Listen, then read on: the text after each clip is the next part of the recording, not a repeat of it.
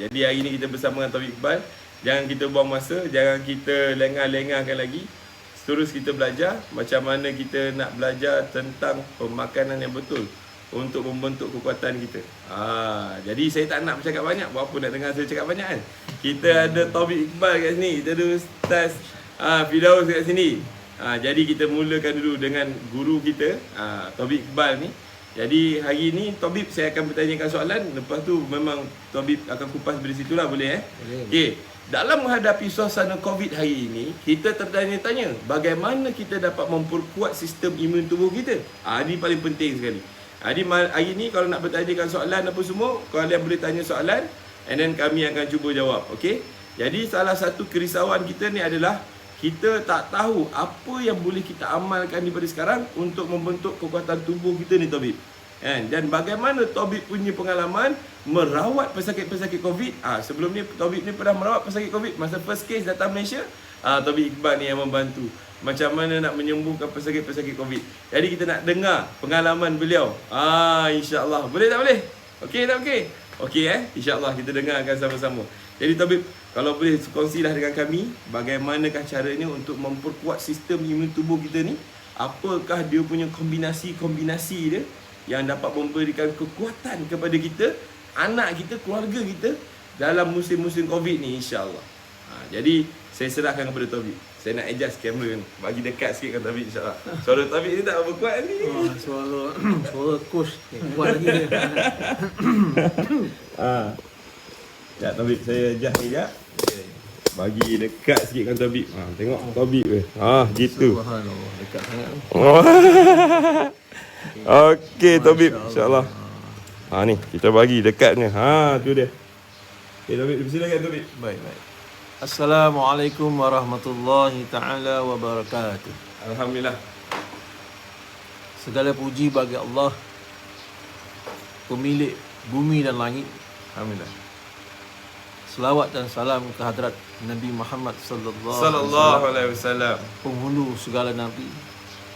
Tidak akan dicipta langit dan bumi apa di antaranya kalau bukan kerana Nabi sallallahu alaihi wasallam.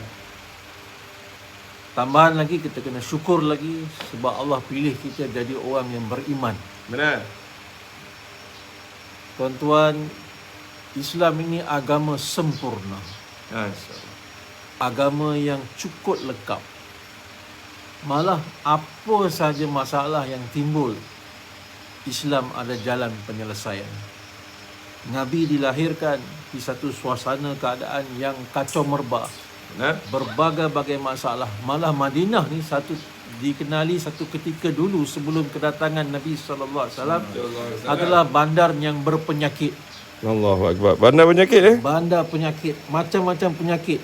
Penyakit jasad, penyakit kerohanian, semua ada di Madinah satu ketika dulu. Namun apabila datang yang baginda Rasulullah sallallahu alaihi wasallam membawa sinar nur agama yang begitu hebat, segala masalah Allah angkat dan Allah gantikan dengan rahmat. Allahu Akbar. Jadi tuan-tuan yang dirahmati, orang yang beriman yang hebat, kita sebenarnya orang yang hebat. Cuma kita tak nampak kehebatan tu. Hebat ni macam mana? Kita ni jadi hebat macam mana? Bila kita ambil kehidupan Nabi sebagai kehidupan kita. Jadi masalah masyarakat ini tak yakin dengan kehidupan Nabi. Dalam keadaan sekarang ni, ada satu hadis baginda Nabi sallallahu alaihi wasallam yang berbunyi, di akhir zaman wabak akan datang satu demi satu. Ini COVID-19. Jangan sangka katanya akan habis. Akan ada lagi. Dia akan ada lagi. Allah. Kena yakinlah, ini sabda Nabi Sallallahu alaihi wasallam. Maka Nabi bagi tahu, atasilah masalah wabak ini dengan wudu. Kalau bahasa mudah budak-budak faham, air semayang. Wudu. Di sini ulama kata wudu macam mana? Wudu yang sempurna. Ini sabda Rasulullah sallallahu alaihi wasallam. Kita orang beriman, kita ucap la ilaha illallah Muhammadur Rasulullah. ikut perintah Allah, tinggal larangan Allah. Muhammad Rasulullah itu apa? Dengan cara baginda Nabi sallallahu alaihi wasallam. Cuma kita kena tengok wuduk kita macam mana. Di antara perkara yang menakjubkan dalam wuduk yang sempurna, ini bukan wuduk yang hanya wajib aja. Wuduk yang sempurna. Pertamanya, kayu sugi tak boleh tinggal. Allahu Akbar. Kayu sugi. Kayu sugi kita kena gosok gigi kita sehingga kita tak pakai dah ubat gigi. Sebab apa? Kayu sugi ni mempunyai kekuatan untuk matikan kuman. Dan dalam hadis bagi tahu, kayu sugi ni boleh menghilangkan penyakit balgam. Apa itu penyakit balgam? Penyakit lendir-lendir yang ada di paru-paru kita. Dan juga lendir yang ada di kepala kita. Jadi, kuman ni sekarang ni, tempat tumpuan dia adalah di paru-paru. Ni tempat tumpuan dia. Dan dengan kayu sugi ni, dia boleh menghilangkan penyakit balgam. Jadi, kalau sangat sesuai dengan masalah kuman hari ni, saya syorkan kayu sugi zaitun. Zaitun Zaitun ni dia ada Catat. satu elemen dalam tu yang agak pahit. Pahit dia tu matikan kuman. Saya ambil zaitunnya. Kayu sugi zaitun. Masya-Allah. Kalau amal sungguh-sungguh, semua kehak-kehak yang terkumpul di kita punya kerongkong dan juga kehak-kehak lendir-lendir yang terkumpul di paru-paru akan keluar. Ini kelebihannya. Kayu sugi. Itu sebab Nabi kata atasi wabak ni di akhir zaman kena wuduk yang sempurna. Jadi saya cerita wuduk sempurna ni macam mana. Dahulukan kayu sugi, kemudian sanitizer. Sanitizer kita basuh tangan. Wuduk ni disunahkan sebelum wuduk kena basuh tangan. Ini sanitizer. Dan kuman COVID ni dia memang tak boleh duduk dengan air. Jadi kaedah mencegah wabak ni Nabi dah ajar dah di 1400 tahun yang lalu. Allah. Selepas kayu sugi, masukkan air ke dalam mulut dan ke dalam hidung. Dengar tu. Hidung ni macam mana? Tarik, hisap sampai rasa di kepala kita ni, kening kita ni. Sampai rasa pedih Sampai dalam. rasa pedih di sini. Dan ini pedih ni peringkat awal aja. Kalau kita biasakan dia, lama-lama tak pedih lagi. Dan bila kita buat dalam tempoh 3 hari, 5 waktu paling kurang kita semayang, dan 5 kali sehari paling kurang, selama 2-3 hari, akan keluar ketulan-ketulan lendir daripada kepala kita. Allah. Ketul-ketul akan keluar. Ini semua penyakit. Allah keluarkan semua penyakit itu. Itu sebab wuduk yang sempurna akan bawa khusyuk dalam semayang. Sebab macam mana boleh datang khusyuk dalam semayang? Sebab semua toksik, benda-benda yang boleh melalaikan kita dalam semayang, boleh bagi kita pening kepala dalam semayang, Allah keluarkan masa wuduk lagi. Allah. Seterusnya amalkanlah wuduk tu dengan penuh penghayatan. Basuh muka tu apa kita kena niat, kita kena rasa apa. Basuh tangan kanan tu, ya Allah, nanti di akhirat, ya Allah, Engkau bagilah buku catatan di tangan kananku, ya Allah. Jadi wuduk tu sendiri akan bawa kita kepada sifat tawaduk, yang mana sifat tawaduk ni akan menyebabkan semua jenis makhluk yang jahat-jahat tak akan boleh duduk dalam diri kita. Oh, subhanallah.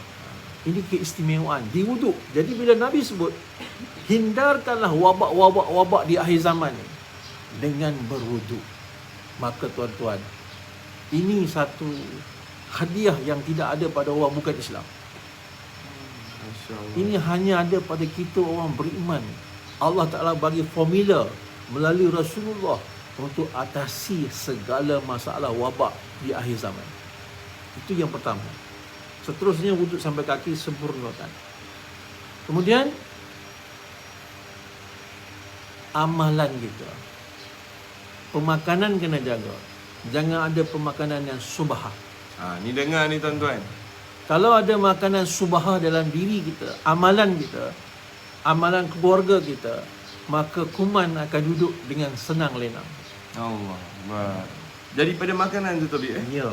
Bila makanan kita subah, makanan yang subah ini akan meruntuhkan sistem pertahanan tubuh kita. Oh, macam tu.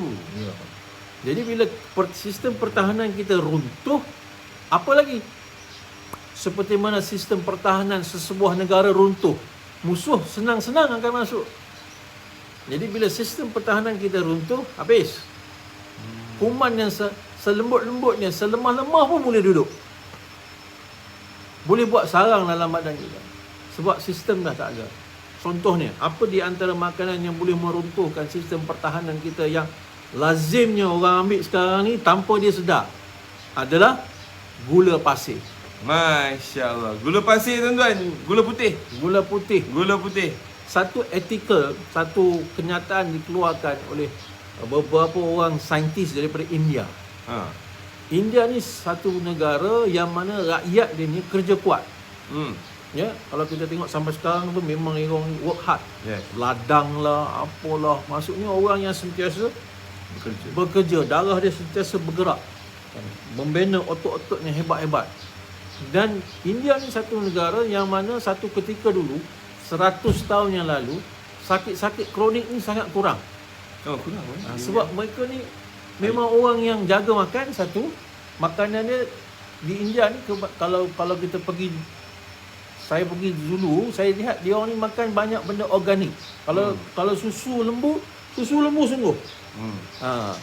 Hampir di tiap-tiap rumah di belakang dia ada lembu seekor. Jadi sebelum subuh anak-anak kecil akan ambil susu, perah susu. Tapi sekarang dah tak ada, semua pakai susu debu dah sekarang. Jadi India ni satu negara yang okey dia punya kesihatan dahulunya. Dan kajian telah dibuat bila rakyat India ni mula sakit. Banyak macam-macam penyakit. Bila gula pasir diperkenalkan. Masuk India gula pasir je. Masuk di India Masuk sakit. je pula yang gula Banyak pasir sakit. diperkenalkan oleh pihak British. Masya Allah. Di India, maka bermulanya rakyat dia sakit satu demi satu sampai hospital pun dah tak cukup. Ini saya nak bagi tahu. Kenapa dia jadi makanan subah? Allahuakbar. Kenapa dia jadi makanan subah? Dalam gula tu, pasir tu kenapa jadi makanan subah? Apa yang mereka masukkan? Salah satu daripadanya bahan penaik. Gula daripada 1 kilo akan jadi 2 kilo. Oh, bahan penaik. Bahan penaik. Dan tu buat gula pasir ni dia murah. Sebab dia boleh buat double. Costing dia akan turun. Jadi costing turun satu dan dia boleh dijual dengan harganya murah. Sebab dia ada dia boleh multiple. Kemudian ada bleaching lagi. Bleaching semua orang tahu.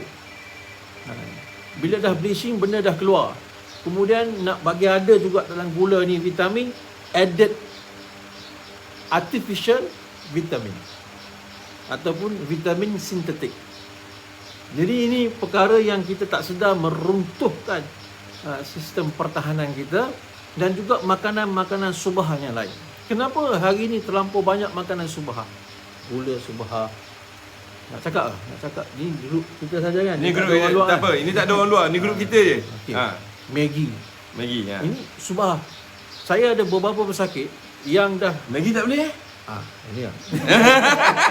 Saya ada beberapa pesakit yang dah sembuh. Dah okey. Tapi bila makan saja Maggi, esok demam.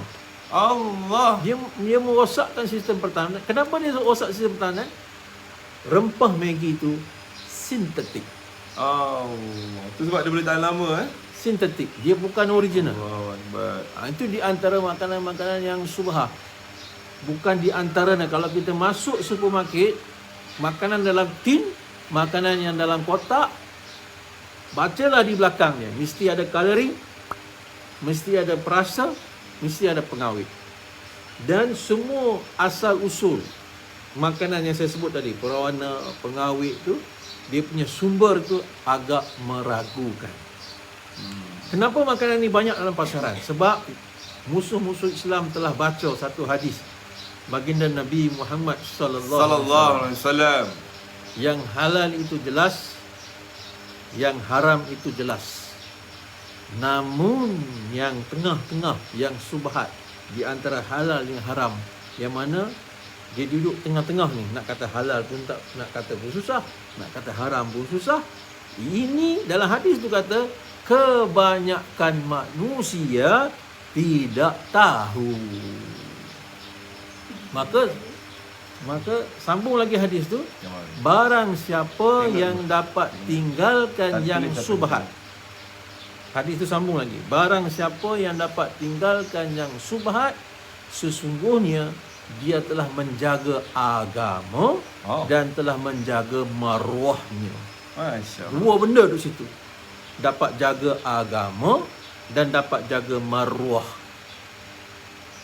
Tak boleh jaga benda subhat, agama tak boleh jaga. Diri sendiri tak boleh jaga agama, apatah lagi keluarga kita nak jaga agama. Kita sebagai orang lelaki, amir pada rumah tangga tak boleh jaga agama, macam mana agama nak kita jaga untuk keluarga kita? Maruah akan tergadai. Allah. Dengan orang bagi duit sikit, habis kita jual negara. Maaf ya, tak pasal ni grup kita ya. Boleh. Tak ada masalah. Ni grup kita, ni close group. Kita jual maruah negara, maruah agama, maruah tanah air kita jual. Sebab apa? Makanan subhat telah merosakkan kedua-duanya. Semangat untuk mempertahankan agama yang dibawa oleh baginda Rasulullah Sallallahu alaihi wasallam jadi lemah, jadi tak kuat. Kemudian hadis itu sambung lagi. Sesungguhnya dalam hati manusia, dalam badan manusia ada seketul daging. Benar. Baik daging tersebut maka baik lagi. Buruk daging tersebut maka buruk lagi. Maka daging hati ni, dia baik tak baik, dia sangkut paut dengan makanan kita. Tu dia. Dan Nabi SAW bersabda, Sallallahu alaihi wasallam. kemudian diulas oleh Imam Ghazali rahmatullahi alaih dalam kitab Ihya Ulumuddin, makanan yang suci akan melahirkan hati yang suci. Subhanallah. Makanan yang buruk akan melahirkan hati yang prasangka, buruk sangka, dengki, hasad, cemburu dan sebagainya. Maknanya dia mula semua dengan makanan. Ya Ustaz makanan yang menimbulkan buruk sangka ni. Jadi, Masya-Allah. dalam satu kajian yang dibuat oleh orang bijak-bijak, bila hadis ni mereka baca, maka bila kajian telah dibuat, mereka finding dia memang jelas, memang hadis ni semua hadis sahih. Tapi ahli-ahli kaji ni kadang-kadang dia ragu tu, terlampau kaji sangat pun tak boleh sebenarnya. Zaman sahabat tak ada lab pun. Tapi yakin dia 100% ahli syurga. Kita ni terlampau bijak sangat nak kaji. Tak apalah kaji. Kaji kan. Kaji akhirnya dia kata apa? You are what you eat. You are what you eat. Yes, it's so true. Awak adalah apa yang awak makan. Benar. Jadi kalau kita nak kenal diri kita, kita ni macam mana, kita tengok apa kegemaran kita makan. Itulah awak. Macam tu Kalau kita suka Maggi, maaf dah. Suka junk food, kita jadi orang yang suka, jadi macam orang tiruan lah. Bukan junk food ni tiru kan, penipu. Maaf. Makanan tipu-tipu manusia. Dalam tu tak ada ayam, tapi dia bagi rasa ayam, kita kena tipu. Perasa ikan bilis tak ada. Dia kata perasa ikan bilis tak ada, kita kena tipu. Kalau kita makan makanan ni macam banyak-banyak, maka kita akan jadi orang yang suka menipu. Allah. Kononnya helah dia panggil. Kita nak buat helah. Jadi tipu dengan isteri, tipu dengan anak, tipu dengan kawan-kawan. Jadi tipu isteri ni tak boleh tuan-tuan. Saya nak cakap betul, nak kahwin 4 cakap kahwin 4. Betul. Tak boleh pun tak apa, pahala dah dapat. Betul. Yang paling penting ada usaha. Jadi ya, coach dia minat bab tu kan. Tak apa, kita layan dia. Jadi sangat kuat pengaruh makanan. Maka benar. Hadis ini Yahudi musuh Islam telah jumpa dan mereka telah tahu kelemahan kita. Untuk rosakkan orang Islam, untuk lemahkan orang Islam, maka cipta makanan subhat. Malah saya dapat berita benda ni kita tak boleh nak bahas sebab saya dapat berita dia tidak ada documentation. Barang siapa yang nak buka kilang makanan dan kilang makanan dia tu ada masuk bahan-bahan subhat, bahan-bahan yang berunsurkan babi, maka kelulusan pinjaman akan diberi sekejap dan segera. Untuk realize, untuk bagi benda ni zahir. Dia banyak dalam pasaran ni makanan subha. Sehingga anak-anak kita tidak ada pilihan. Pergi kedai ni kena ambil yang ni lah. Nak cari yang lain, tak ada. Ini ada. Itu yang dia nak. Dan saya dapat pinjaman, saya dapat laporan duit datang daripada kebanyakannya daripada Singapura. Untuk makanan Untuk buka kilang makanan yang guna bahan-bahan mentahnya daripada bahan yang subah. Ya, tapi kita tak boleh nak salahkan dia orang juga, Ustaz. Sebab apa tau? Memang dah tu makanan dia orang kan. Dan dia kita didik, masyarakat didik keturunan dia dengan diberi makanan ni. Tengok. Tengok, okey. Tengok. Ibu melahirkan anak. Betul? Ibu melahirkan anak. Bila melahirkan anak, tak lama lepas tu susu tak ada. Dia akan bagi apa? Susu tepung. Artificial lagi. Susu berapa persennya? Cuba tengok dia punya contents. Konten ya. Dalam dia dekat kotak tu, tins. Macam-macam ada. Omega dimasukkan ini, dimasukkan lagi. Jadi susu yang sebenarnya berapa persen? Itu pun proses milk. Kita dah biasakan dengan keturunan kita daripada kecil makanan yang artificial. Dan dia membesar dalam keadaan tu. Bila dia membesar dengan keadaan tu, kita letak ayam KFC, kita letak ayam kampung dara lagi, yang lembut, campur rempah lagi, sedap. Dia akan pilih yang mana? KFC. Sebab kita didik daripada bawah. Kenapa ibu bila saya sentuh sikit lah. Kenapa ibu bila bersalin susu cepat putus? Kadang-kadang bersalin tu susu tak ada dah. Kerana dia bersalin di tempat yang salah. Oh, Masya Allah. Oh, macam tu. Sebab yang ni grup yang saya dapat ini grup. Di luar saya tak cakap. Sebab tempat yang salah. Tuan-tuan kena beruntung sangat, bersyukur sangat. Yang paling penting sekali, yang ni, ya satu, jangan copy bawa ke mana-mana. Ini stay dalam grup ni. Kalau orang nak dengar, suruh dia masuk dalam grup ni. Beli buku, masuk dalam grup ni. Tapi ini info tak boleh keluar. Ini kita je yang kena tahu. Okey Ustaz, teruskan Ustaz. Punca susu tidak ada pada badan ibu. Kerana apa? Bila dia nak lahirkan anak, masuk satu orang doktor, nama dia Dr. Kutusami. Kutusami ni lelaki. Masuk ketika kita nak beranak, bila orang perempuan nak beranak, masa di situ akan berlaku renjatan saraf pada ibu tersebut. Ibu akan dapat renjatan saraf. Kenapa renjatan? Sistem dalam tubuh dia terkejut kerana ada satu orang asing ketika dia nak melahirkan anak. Sepatutnya melahirkan anak, keliling dia ni kena ada orang yang dia sayang sana. Suami dia, ibu dia. Akan menyebabkan ketenangan berlaku dan ada beberapa hormon yang akan keluar menyebabkan dia boleh melahirkan anak dengan baik dan tidak berlaku renjatan saraf, maka susu akan banyak selepas itu. Jadi kalau ada ibu-ibu yang di sini ada pengalaman yang mana susu sikit kurang, maka ini di antara faktor. Datangnya orang yang kita tak kenal ataupun datangnya orang yang kita sepatutnya malu, dia datang masa kita nak bersalin. Jadi itu saya kata salah tempat. Jadi di sebelah saya ni Ustaz Firdaus ni dia pakar dalam menyambut ataupun manage orang beranak di rumah. Home birth home delivery, home deliver. Nature delivery. Sudah mesti dah bagi nampak tu. Jadi boleh, kalau lepas ni tanya coach, boleh hubung dia lah siapa-siapa yang nak beranak di rumah. Takut ke? Kenapa takut? Ya. Orang buat zina, orang buat dosa besar, dia beranak dalam tandas. Kan? Macam tak ada masalah. Lepas tu dia keluar, bawa anak tu keluar jalan. Berjalan lah.